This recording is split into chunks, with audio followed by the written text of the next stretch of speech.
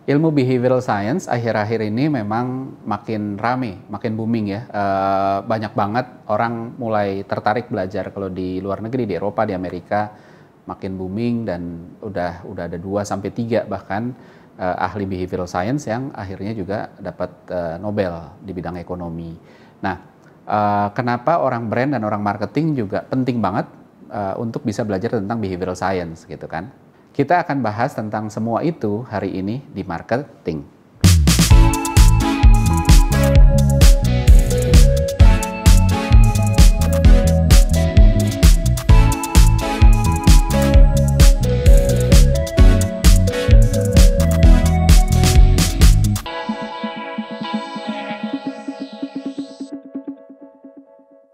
Halo, saya Ignatius Untung.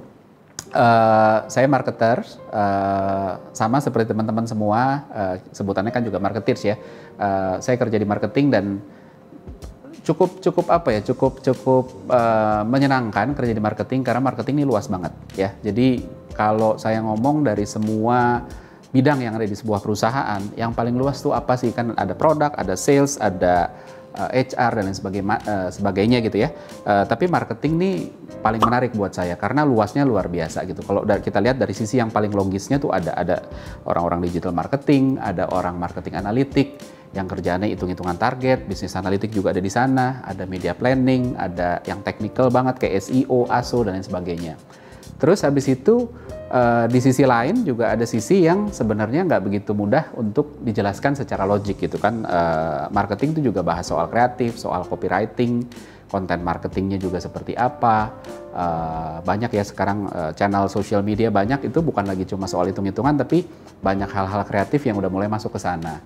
Art directing juga part juga dari marketing, fotografi juga. Jadi orang marketing juga harus punya sense of art. Gitu. Tapi ada juga yang di tengah-tengah yang agak ngebalance gitu kan. Kalau kita ngomongin soal apa ya, brand management, consumer insight, ngomongin campaign management, gimana kita mempersuade customer, social media management, belum lagi PR, ngomongin bagaimana orang-orang berpersepsi tentang brand kita, ngomongin community marketing, event management, dan yang sekarang mulai tambah booming ya. Kalau dulu CRM disebutnya Customer Relationship Management, sekarang mulai berkembang menjadi CLM namanya. CLM itu Customer Lifecycle Management. Jadi benar-benar mikirin dari ujung sampai ujung, orang berprosesnya gimana sih, konsumen berprosesnya gimana gitu. Karena memang marketing adalah tentang konsumen gitu kan. Nah, cuma memang ada aja yang nyebelin gitu ya. Masih ada aja orang-orang yang berpikirannya tertutup gitu kan. Berpikir misalnya bahwa orang marketing itu dikenal by kategori. Jadi misalnya kalau saya kerja misalnya di perusahaan teknologi gitu ya sebagai marketer, terus habis itu nanti saya mau pindah gitu misalnya ke FMCG, itu biasanya nggak terlalu dilihat karena habis itu ini kan bukan orang FMCG gitu. Padahal nggak selalu begitu. Sebaliknya juga sama, orang FMCG nanti mau pindah misalnya ke elektronik atau ke otomotif, itu seringkali selalu ada aja yang berpikir bahwa wah ini bukan orang yang tepat gitu. Padahal nggak begitu gitu, karena marketing ini bukan tentang produk gitu ya, bukan tentang kategori juga, tapi marketing ini pada intinya sebenarnya tentang konsumen gitu. Jadi yang penting sebenarnya kalau menurut saya ini ya, bahwa seberapa kita ngerti soal konsumennya. Kayak contoh begini deh, kalau kita lihat, kalau kita misalnya punya produk, terus habis itu produknya udah sukses di Indonesia, terus kita mau ekspansi ke luar negeri gitu kan, terus ada 2 pilihan nih, dan kita cuma boleh milih salah satu. Untuk nge-running marketing di sana, di negara tujuan itu, kita punya 2 pilihan. Pertama adalah bawa orang dari negara kita yang ngerti banget soal produk, tapi nggak ngerti soal konteksnya, soal marketnya di sana. Opsi kedua adalah ambil orang local expert di negara sana yang mungkin belum ngerti tentang produk kita, atau bahkan mungkin aja nggak punya pengalaman tentang kategori produk kita, tapi dia ngerti soal konsumen di sana. Pilihnya pilih mana? Kalau saya pilih yang lokal, karena balik lagi tadi, marketing tuh sebenarnya soal soal ngerti konsumen gimana, mereka mikirnya gimana dan lain sebagainya. Kalau ngomongin soal produk, yes, produk penting. Saya nggak bilang produk nggak penting gitu ya, tapi produk itu, pengetahuan tentang produk itu bisa dipelajari. Setiap orang ketika kita masuk, kasih 1-2 bulan secara intensif, itu bisa dikejar gitu. Belajar tentang produknya, apa kelebihannya, apa kekurangannya, dengan kompetisi gimana dan lain sebagainya. Kategori juga sama, kategori penting gitu ya. Kayak tadi misalnya teknologi, atau misalnya otomotif, atau consumer elektronik, atau FMCG, atau apapun, kasih 2 sampai 3 bulan dikejar beres gitu ya. Tapi sementara kalau kita belajar tentang konsumen, belajar tentang manusia, dikasih 2-3 tahun pun belum tentu beres gitu. Jadi memang penting banget buat kita ngerti tentang konsumennya ketika kita mau berbisnis, dan disitulah perannya orang marketing itu penting sekali di sana. Nah, itu kalau kita ngomong dari sisi marketing. Nah, selain untuk bisnis, brand juga penting untuk konsumen. Marketing juga penting untuk konsumen gitu kan. Karena ini pegangan. Kalau kita ngomongin marketing, nggak bisa lepas dari ngomongin brand. Dan kalau ngomongin brand dari sisi perspektifnya konsumen, brand ini jadi penting karena satu, itu jadi pegangan. Ya kan, wah kalau brandnya ini aman deh, orang berpikirnya gitu. Karena brand itu adalah trust, ini adalah kepercayaan, ini adalah garansi gitu kan. Termasuk garansi bahwa wah kalau gue pakai brand ini gue akan kelihatan lebih keren gitu kan. Jadi brand ini bukan sekedar tidak menempel di produknya, tapi nempelnya di benak orang. Karena contoh ya, kalau kita sebut mobil mewah apapun itu, BMW, Mercedes gitu kan, brand yang sama bisa punya persepsi yang berbeda di dua orang yang amat sangat berbeda. Jadi benar-benar nempelnya tentang di konsumen. Nah, dari brand itu juga sebenarnya kita bisa melihat bahwa banyak barang-barang, banyak produk-produk yang spesifikasinya sama atau bahkan lebih rendah. Tapi karena brandnya brand yang terkenal atau brand yang dipercaya, orang mau bayar lebih mahal gitu. Jadi brand sebegitu penting untuk konsumen gitu kan. Gimana brand terbentuk itu penting banget gitu kan. Nah, trikinya adalah kalau kita ngomongin brand, ngomongin marketing, kita bisa merencanakan brand atau marketing itu di meeting room gitu ya. Mau ngomongin apa dari awal, mau ngomongin brand belief-nya. Oh, brand saya belief bahwa setiap orang harus punya akses misalnya ke inklusi keuangan misalnya, atau ngomongin brand purpose. Purpose kita adalah untuk bla bla bla bla bla. Atau ketiga mau ngomongin brand essence, apapun bahasanya. Ini kadang-kadang mirip-mirip ya kan, namanya orang marketing suka bikin gimmick sendiri. Terus isinya sebenarnya mirip-mirip. Atau brand positioning, atau brand aset. Asetnya mau pakai apa? Apakah color, apakah logo, atau graphical element, super graphic, atau apapun. Brand image juga sama. Brand awareness, brand properties, brand personality. Itu semua kita bisa rencanakan di meeting room gitu kan. Kita duduk bareng gitu. Tapi pada akhirnya brand itu terbentuknya tuh di benak konsumen. Konsumen yang nentuin. Jadi sepinter-pinternya kita ngerencanain di meeting room, mau punya framework apapun, kalau itu tidak terbentuk sama persis atau mendekati di benak konsumen, maka ya abis itu ya jadi gagal. Nah, di situ kan ada kuncinya kan. Kuncinya adalah di benak konsumen itu tadi. Jadi brand dan marketing, it's all about consumer gitu, tentang konsumen. Jadi itu yang paling penting dulu, bukan tentang produknya, bukan tentang kategorinya, itu gampang dikejar. Gitu. Nah, konsumen yang nentuin mau seperti apa, brand tertentu itu disimpan di otak mereka gitu ya. Tapi kalau itu tadi, kalau berbeda berbahaya, dan makanya beberapa metode pengukuran brand ya, brand performance kan macam-macam ya, ada brand health track gitu ya. Itu diukur dengan cara interview terhadap consumer, ada consumer research di sana. Jadi kenapa sih consumer research? Karena itu tadi yang menentukan ya benaknya konsumen ini gitu kan. Dan di dalam situ, di dalam research itu sendiri, researchnya BHT, Brand Health Track, itu selalu ada komponen brand image. Jadi image-nya apa sih yang terbentuk? Kita selalu nanya gitu kan. Kira-kira apa sih yang muncul di benak Anda ketika ngomongin soal brand ini gitu. Nah, jadi artinya apa yang direncanakan itu bisa beda dengan realitinya. Nah, kenapa sih bisa beda gitu ya? Prosesnya panjang, penjelasannya panjang banget. Satu episode mungkin juga nggak cukup. Tapi paling dasar itu sebenarnya masalah komunikasi. Dan komunikasi ini kan sebenarnya masalah yang paling mendasar dan paling sering kita hadapi ya. Apapun itu gitu kan. Orang saling jatuh cinta, nikah gitu ya.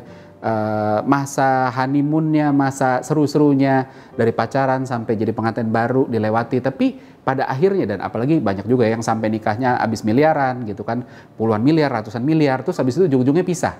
Pisahnya karena apa? Karena masalah komunikasi.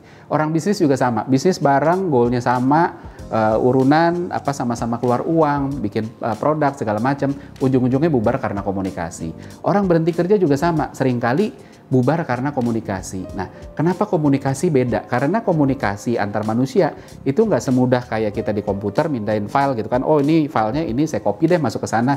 File yang di sini persis sama yang di sana. Gitu. Sayangnya mengkomunikasikan apa yang ada di benak kita, apa yang ada di benak brand manager, brand strategist, marketers, marketing director, itu tidak semudah seperti tadi mengcopy and paste file ke benak konsumen. Kalau segampang itu mungkin udahlah semua masalah terselesaikan, tapi ya orang marketing akhirnya nggak digaji gede karena memang justru karena susah, makanya kita bisa punya penghasilan juga bagus gitu ya. Nah, apa yang apa yang kita sampaikan akhirnya bisa berbeda, bisa ditranslate berbeda. Cara nyampainnya tuh beda, cara nangkepnya beda, dan itu jadi tanggung jawab dua belah pihak gitu kan.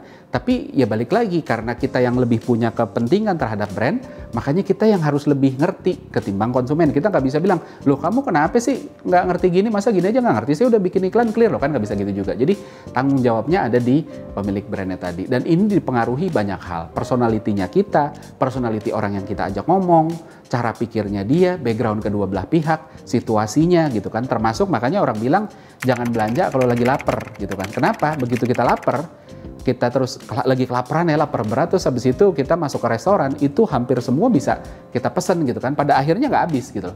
Karena apa? Memang ada dorongan dorongan kita untuk survive, untuk wah ini kelaparan nih, kurang entah kurang glukosa atau apa, tuh habis itu seolah-olah apapun yang ada di depan mata kita itu nggak cukup, makanya kita mau lagi gitu. Jadi tapi begitu nanti kita nggak kelaparan gitu, kita lagi aduh masih kenyang nih, diajak makan siang gitu kan, makan siang enak, restoran paling mahal, bisa aja terus habis itu jadi nggak tertarik, aduh nggak deh saya cicip aja. Jadi orang yang sama, personality yang sama, produknya sama, konteksnya berbeda jadi berbeda gitu. Jadi kompleks banget gitu, dan kalau kita mau ngetes gitu pengertian kita tentang brand, tentang marketing, tentang orang gitu, bahwa kita semua nih kan orang-orang juga, kita nih brand gitu kan, kita mau dipersepsikan seperti apa itu juga kita bisa bangun. That's why makanya itu sering disebut sebagai personal brand. Nah, cara ngetesnya sebenarnya gampang. Kalau kita mau ngomongin, kalau mau belajar bangun brand gitu kan, tanya aja orang-orang di sekeliling kita, image apa sih yang muncul di kepala kalian tentang gue nih gitu loh. Oh si Untung ini orang yang misalnya petakilan misalnya, sama nggak sama apa yang kita rencanakan? Kalau enggak, nah artinya kita belum benar-benar bisa ngebangun brand itu secara konsisten, dan itu memang luar biasa sulit ya. Jadi nggak gampang-gampang banget gitu. Nah kita udah ngomongin tadi gitu kan, bahwa brand sama marketing penting, tapi selalu balik ke konsumen. Terus habis itu untuk balik ke konsumen itu selalu ada gap. Nah salah satu yang bikin gap ini tadi, pertama tadi kan komunikasi. Yang kedua apa? Ada yang namanya empathy gap. Empathy gap nih apa sih?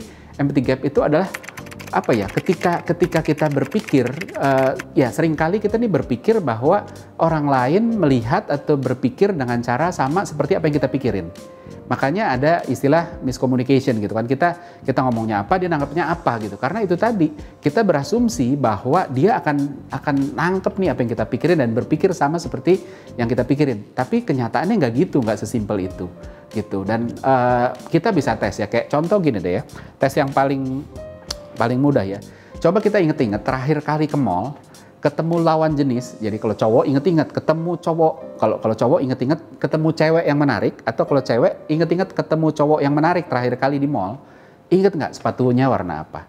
Kemungkinan besar tuh enggak gitu kan, sama gitu kan. Terus ketika kita lagi di jalan terus ngelihat orang yang mobilnya keren, inget nggak rambutnya tuh kayak apa? Apa botak kayak saya, apa gondrong, atau kayak apa gitu kan. Nah ketika kita tertarik sesuatu, yang kita amati itu bisa beda sama ketika kita ada posisi yang diamati. Jadi makanya kadang-kadang kita berusaha berpakaian, berusaha keren seolah-olah itu penting banget, padahal orang nggak ngelihat itu. Nah itu sebenarnya empathy gap, karena apa yang kita pikirin itu beda sama yang dipikirin orang. Kita berusaha keren, tapi orang nggak ngelihat dan nggak menganggap bahwa itu keren gitu kan.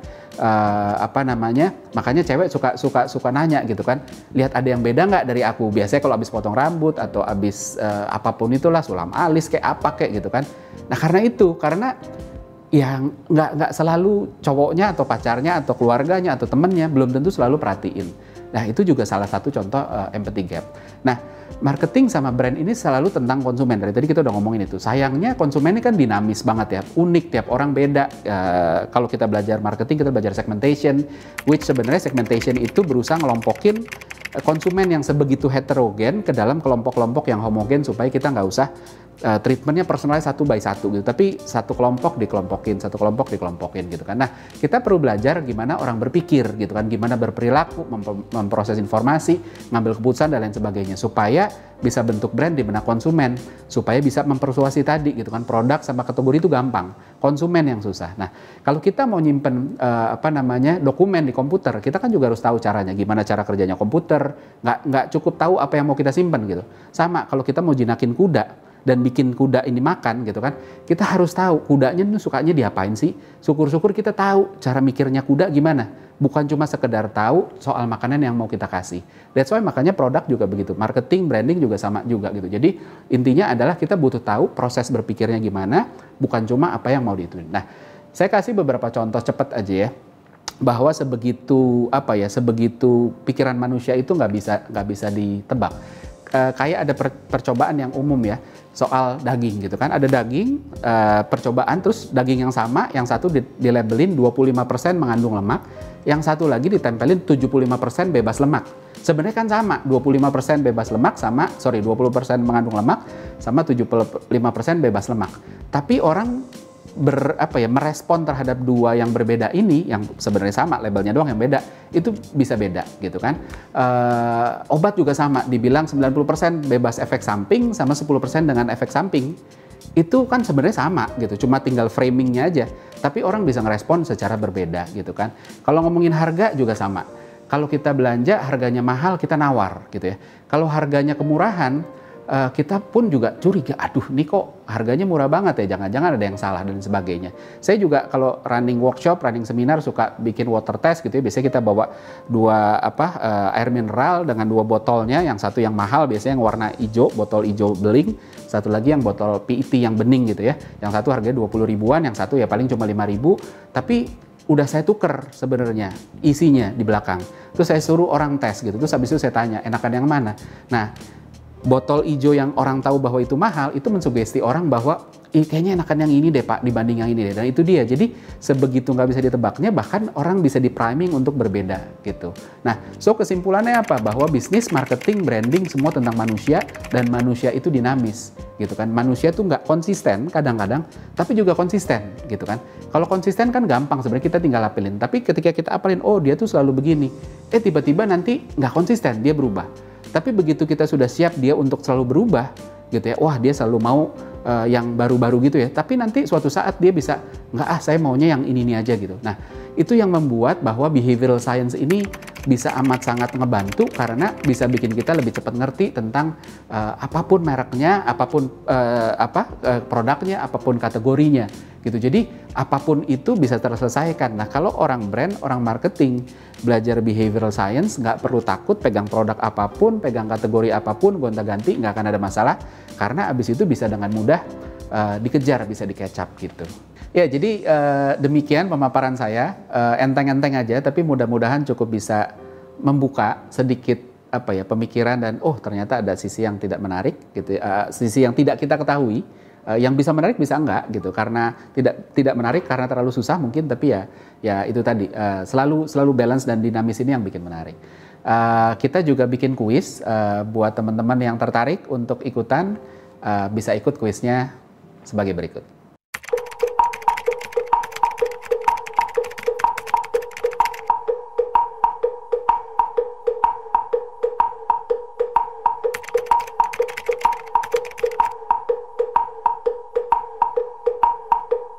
Oke, terus nantikan episode selanjutnya, masih banyak nih perjalanan kita, bahas yang lain lagi, lebih seru-seru lagi gitu kan.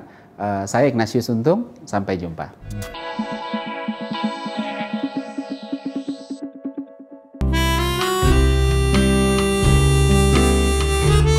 Gimana? Seru-seru kan videonya? Kalau suka, jangan lupa komen dan like ya. Masih banyak juga nih video-video yang keren-keren lainnya gitu kan. Dan jangan lupa subscribe juga Marketer TV di sini nih.